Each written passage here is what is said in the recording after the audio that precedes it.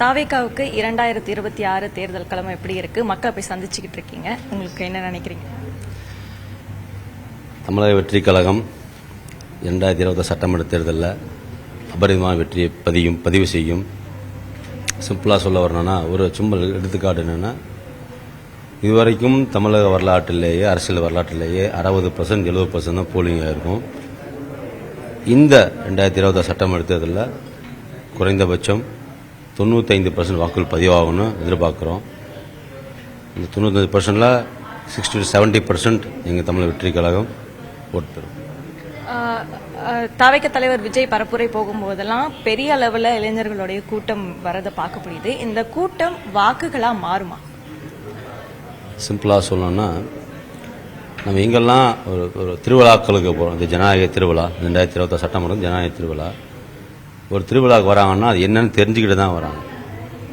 இந்த 2026 சட்டமன்றத்தில் தலைவர் எங்கெல்லாம் சுற்றுப்பயணம் போகிறாரோ, எங்கெல்லாம் பிரச்சாரத்துக்கு போகிறாரோ, அங்கே வரும் இளைஞர்கள் அவரை பார்ப்பதற்காக மட்டுமல்ல, தமிழக வெற்றி கழகத்தில் இது ஜனநாயக திருவிழாவில் நம்ம என்ன செய்யணும், சட்டமன்ற தேர்தல்னால் என்ன, பொலிட்டிக்கல் ரெஸ்பான்சிபிலிட்டி என்னன்னு கற்றுக்கிட்டு தான் வராங்க.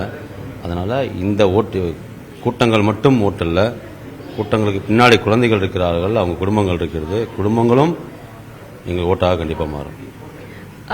தாவேக தலைவர் விஜய் அவருக்காக கூடக்கூடிய கூட்டத்தை கட்டுப்படுத்த தவறிட்டாரு அப்படிங்கிற ஒரு விமர்சனம் வைக்கப்படுது. தொடர்ந்து இதை எப்படி பார்க்குறீங்க?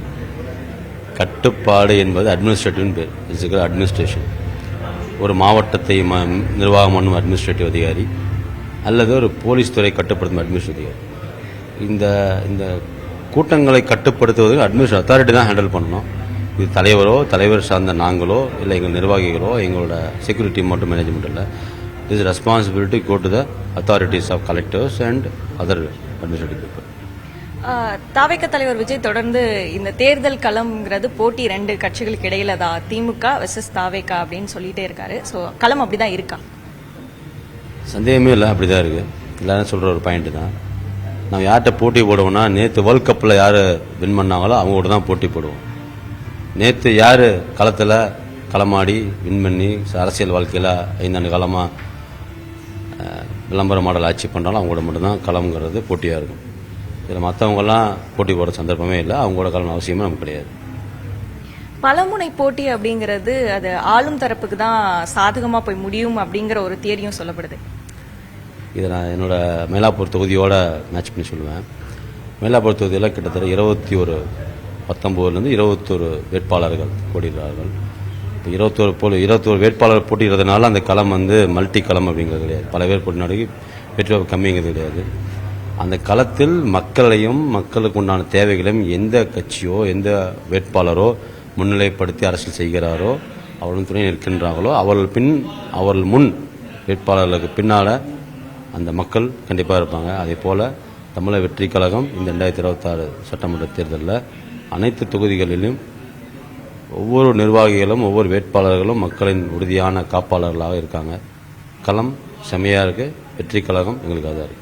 தாவேக தலைவர் விஜயனுடைய பரப்புரை கூட்டம் ரத்தாகிறது ஏன் அப்படிங்கிற ஒரு விமர்சனம் தொடர்ந்து அரசியல் விமர்சகர்களும் வச்சுக்கிட்டே இருக்காங்க. இது ஆக்சுவலி எப்பவுமே நம்ம ஒரு ப்ரோக்ராம் எங்கேயா நம்ம எக்ஸாம்பிளோட சொல்லலாம், நம்ம கம்ஃபர்டபுளாக இருக்கும். நம்ம எங்கேயாவது ஒரு லாங் டேர்ம் ட்ராவல் பண்ணுறோம், எங்கேயாவது தொலைதூரம் ட்ராவல் பண்ணுறோம், இல்லை ஃபேமிலி ட்ராவல் எங்கேயா பண்ணுறோம்னா நம்ம பிளான் பண்ணுவோம். 1 மணி நேரம் முன்னாடி இருக்கணும், 2 மணி நேரம் முன்னாடி இருக்கணும், 3 மணி நேரம் முன்னாடி வரணும். இதெல்லாம் இருந்தால் தான் நம்ம அந்த இடத்துக்கு போய் சேர முடியும். நம்மளே ஒரு பர்சனலாக க்யூரியாசிட்டியில் ஒர்க் பண்ணுவோம். காரில் போகிறோமா, ட்ரெயினில் போகிறோமா, நடந்து போகிறோமான்னு பல ஏற்படும். அதே போல் தான் தமிழக வெற்றி கழகத்தின் தலைவர்கள் பரப்புரை நிகழ்ச்சியில் குறைந்தபட்சம் 2-3 மணி நேரத்துக்கு முன்னாடி இவங்க தான் பர்மிஷன் கொடுக்குறாங்க. ஒரு நாள் முன்னாடி கொடுத்தாங்கன்னா எங்களை ஏற்பாடு பண்ணுறது சிறப்பாகவும் பர்ஃபெக்டாகவும் இருக்கும். இவங்க கொடுக்குற ரெஸ்ட்டே ஏற்பாடு செய்யக்கூடாது அப்படிங்கிறதுனால ஒரு 5 மணி நேரம் 3 மணி நேரம் முன்னாடி தான் அப்ரூவல் கொடுக்குறாங்க. அந்த மாதிரி கொடுத்த உடனே அங்கே பரப்பு நிகழ்ச்சி கொண்டாடி பண்ணும்போது முடியாமல் போயிருக்கு.